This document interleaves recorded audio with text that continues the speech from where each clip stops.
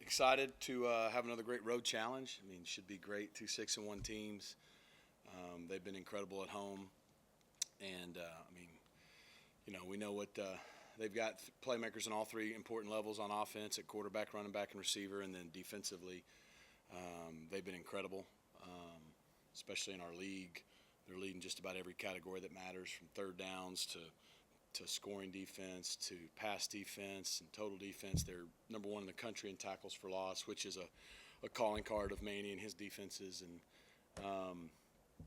just there's probably not a coach in college football that I respect more than Manny Diaz. So don't like playing friends. Got a bunch of friends over there, from Manny and Packy on the defensive side, and obviously Johnny Brewer and Gator Lamascus on the offensive side, who are here with us. And David Feely's the strength staff, the strength coach there. Just great people. They do it for the right reasons. Manny's awesome at creating winning cultures, and I think you've seen him do that there. And I'm definitely a better head coach for getting to work with him for a couple of years. So, going to be a big challenge for us. We're excited about the opportunity. What is that, a challenge of coaching against a coach that's so familiar with you? Yeah. And you're so familiar with him? That stuff probably cancels out.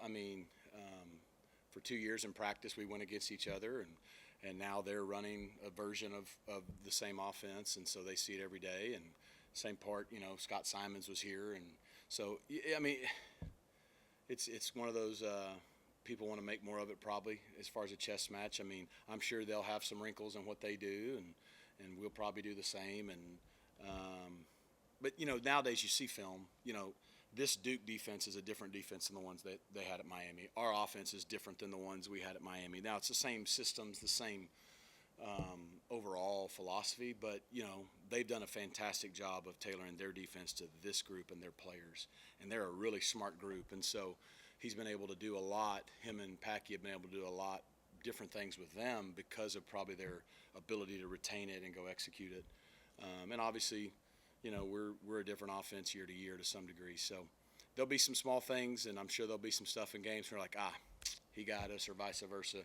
But at the end of the day, it's about the players playing. And so whoever can prepare their guys the best, and then their guys go out and execute it, usually is what matters. But it's a good storyline. What does a guy like Malik Murphy do in an offense like that? He can really throw the deep ball. He's got a big arm. The deep ball, the RPO game, gets the ball out of his hands quick. He's big, so he can see up over the line. So, what he does a great job of, and they're doing on offense, is getting the ball out. They're not taking sacks. They're one of the best at doing that, and they're not turning the ball over. I think what they've done as good as anybody in college football is play great team football. Like, they know how to – their objective is what all of ours is to win the game. And whatever that looks like week to week, based on their opponent. Obviously, they're leaning on their defense at a high level, and they should. Their defense is, really, really good this year in all the major statistical categories and forcing turnovers. And then offensively, they're just kind of wearing on people throughout the course of a game, and they've been excellent in the second half of a lot of their games when it's time to win and finish. And so you create a lot of confidence in your program the more you win. And so, look, they're 6-1. Couldn't be playing with any more confidence. I'd like to think we're in the same boat, so should be good. What's it like defending a guy like Star Thomas? And, how much does it help, I guess, having seen a guy like Rashard Smith in practice for them? Yeah, I hope it'll help, because there's some similarities there. Star's been really good for him, and they've leaned on him to close out games really the last several weeks. And, I think, again, what I know they're trying to do offensively as us is eliminate the negative plays, and we're pretty good at negative plays on our defense in general. Like, we had 11, I think, last week, but they're number one in the country defensively. And so, even if you get the ball moving a little bit on somebody, as soon as you go backwards, it's now 2nd and 13 or whatnot. It puts you in a tough spot. And then if you get to third down against the Duke defense, it's scary. And so I think it's the same with our defense. We've proven if we can get people in third and long, it's so a guy like Star for them gives them a chance to stay ahead of schedule and not be in third and long situations. And then when they get in the score zone, he's good at getting in the end zone. Third and short, he's been really good. And then when they need to close out games, he's been really good. So we're going to have to gang tackle. One guy's not going to bring him down. Do you have any standout memories or moments from coaching with Manny? Oh, man, I'm sure if I had time to sit here and think about it. I appreciate, Manny and I got to start going some version of against each other way back in 2010. I'll never forget. I was just a GA. He was the DC at Mississippi State, and we had Cam Newton. We won the national title that year. We're playing at Mississippi State on a Thursday night, and week 2, we beat them 17-14. They stuffed us pretty good, but we won, and my boys were born the next day. So I vividly remember that. And then to go, he went to La Tech, and we went together again at Mississippi State, and then, when I was leaving here to go be with him at Miami, just him and his wife, Stephanie, and their kid, they're just a great family, but he cares about his players, like, genuinely. You can tell by the way they play for him. Being in that culture, I was with him in the COVID season, which was incredibly difficult, and the way he led our staff and our team I thought was incredible. So I just appreciated the relationship. I thought we made each other better. I learned a lot from him and hopefully helped out as well. And like I said, just tons of respect for him and how he does things, and he wins. That's what he does. He builds winning cultures, and things were trending in the right way at Miami. They made a decision, goes up to Penn State. All he does is have one of the best defenses in America again. Now he's at Duke. I'm not shocked at all that they're 6-1 and playing with the kind of confidence they are. So I don't know if there's one specific memory, but I probably rambled on too much about just my admiration for him. Any updates on RJ, Jonathan? Same question. Question. Jonathan's day-to-day, so it's just kind of the protocol on that. RJ is going to be out for the year. So kind of got the news we expected yesterday. So probably we'll have more detail of that in the coming weeks, but he's going to have surgery, and he'll be out for the rest of the season. There's, I think, yes, but there's some other things. So just kind of waiting on the specifics. But yes, that is part of it. So, and I'll say this, like, by no means it was a clean hit. There's nothing dirty on their part at all. But, I think at the end of the year, like, competition committee needs to look at college football a little bit, because we make such a big deal, and rightfully so, on the targeting. But I think any skill player would tell you they'd rather be hit chest up any day of the week other than defenseless at the knees. And guys are going to get hurt. You see it in the NFL. You see it in college. And like I said, that tackle's legal, so there's nothing dirty about it. But I think we need to look at it because, you're not allowed to hit a defenseless quarterback below the knees while he's in the pocket for obvious reasons. That is no different. As a matter of fact, that's probably worse. And so I just hate it for him. Again, it's just unfortunate. So, look, I'm for the game being physical. I'm not trying to take it a different direction. But, we've put a lot of emphasis on making the game safer. To me, that's a very unsafe tackle when you can go at a guy's knees that hard, defenseless. I think that's why you see when that happens, a lot of times guys get hurt. But he'll push through it. He'll be better for it. And, he'll make a full recovery. And I still think he has a huge future ahead of him. How is he, how do you have to coach and help guys through that kind of realization that, especially a player like him who's having such an impact? Yeah. I'm sure it's an emotional roller coaster now. It is. I mean, I'm sure that it still hadn't sunk in for him, but all our players. But, if you're a player of his caliber, that you're having a great year, you're obviously a huge part of what we do offensively. And, you're probably going, well, at the end of the year, I'm going to find out what the scouts say. I mean, am I going or am I staying? And so there's an adjustment there. And he'll have all the support from us. And I know his family's fantastic. And he'll push through it. I mean, that's life, adversity and tough times and disappointing, unexpected things. I hate it for him more than anything, because he was playing really well and he was working really hard. And but I know he'll come back stronger than ever, and I expect him to be one of the biggest playmakers in the country his final year next year, and then go get drafted. But it's a minor speed bump. Mentally is probably going to be the biggest challenge, though, to your point.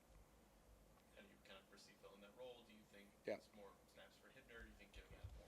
Yeah, look, we really believe in Matt Hibner. We don't have to change our offense. We brought in Matt to have one good depth, but also to play with both, which we had done a lot the last few weeks. I mean, Matt's playing over 50 snaps a game. And, if RJ wasn't here, we would be ecstatic, to have been throwing the ball to Matt in the same situation. So I think about, fall camp when our defense played man-to-man, we'd throw the same routes to Matt and he'd make the plays. He's a really physical, willing blocker. So I think Matt will do just fine. Obviously, we still have Jake Bailey, so those guys can work the slots. And then, guys like Stone Eby's role may expand a little bit. Hopefully we're getting Adam Moore back shortly. He's had some nagging injuries. And then a guy like Trip Reardon, I mean, you just – next man's got to come up, and the level of depth changes. Same thing in the slot. I mean, Roderick Daniels has been playing a lot of running back. That'll continue, but he can also play receiver. I mean, Roderick can do it all. So, and then guys like Carter Campbell. So the depth has to raise its level, but in terms of the guy starting, I don't expect a drop-off. I think after the Stanford game, you talked a little about how Kevin's seeing the field Yep. differently after this handful of starts. Can you talk a bit about kind of that progression, and is it mostly just when you're getting more game action? Is there something you guys work on in practice that really develops? Well, no, first of all, it helps he gets to go against our defense in practice. It's a fast defense. Coach Simons gives you a bunch of different looks and all that stuff. So that helps. I think just playing, like it's as boring as that sounds, as simple as it sounds, just playing. I mean, I'm not thinking probably clear was that 4 or 5 starts this year. I mean, as he continues each start, he just feels to get more comfortable. Like I thought at Louisville, he was incredibly comfortable. I thought he was just as comfortable against Stanford. As a matter of fact, I was really upset about the interception. I thought that was the one bad decision. Looking back on it, it was just a he thinks Matt's coming downhill as he throws it. Matt goes back. It's more of a miscommunication than it was like a careless throw. So I just think he's seeing it clearly because I think the game is slowing down for him.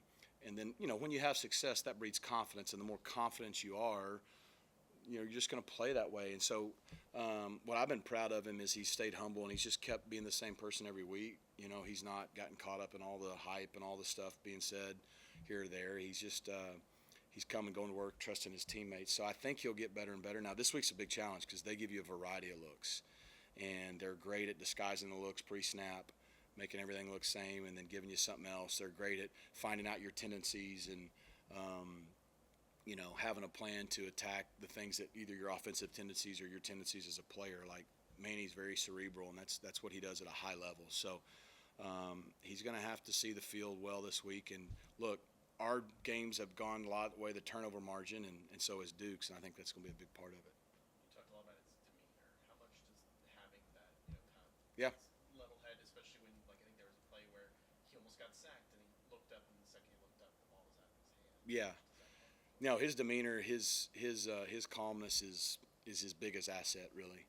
I mean, we've talked about it before, but he's the same dude every play, and whether something really bad happens to him or you get on to him or the crowd on the road's going crazy, like he just keeps playing. It's like he doesn't know there's a scoreboard. It's like he doesn't know it's supposed to be hard what he's doing. And so, I think that's probably his biggest asset. And then, yeah, I mean, it's really hard when you're playing quarterback to take your eyes off downfield and run around and then get your eyes back up and know where everybody is. Like if you drop back at quarterback and your eyes are downfield and you're feeling pressure, then you know where everybody is and you can get rid of the football even when you scramble with your eyes up. He has an incredible ability to take off like he's going to run and then spit out and look up and know where everybody is and not throw the ball carelessly, or the play that Coach King's been working in individual, that he was running left last week and spins around and throws it to LJ. He hasn't been working that because it's just to be able to feel that spin, find it. It's a special skill. So we're glad he's got it. You look at Jafari, Turbo, Elijah. It just seemed like everything clicked for them, especially kind of coming off the edge against Stanford. Yeah. What's the improvement been like from that group and just their ability to Yeah. get pressure? To get guys down? I think all year we've done a good job of creating pressure. Our sack numbers are a little bit down, from where they were last year or whatever. I mean, I think there's a couple reasons. One, playing a little bit better competition. Two, people are really locking in on those guys because they've seen now for a year they can get after the passer. But we've just been close.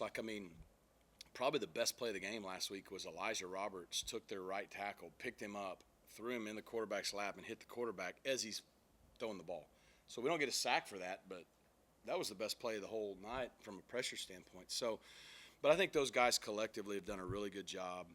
I think last game, when you stop the run like we're doing, you get a chance to get people in obvious passing situations and when you get ahead, and they took great advantage of it. I mean, it was good to have a game with 6 sacks and I think 11 tackles for loss. But Jafari, career game, but him and Turbo and E-Rob and Harrison, all those guys, Cam, we've known they've had it in them. So it was good to see them start being able to finish and get home.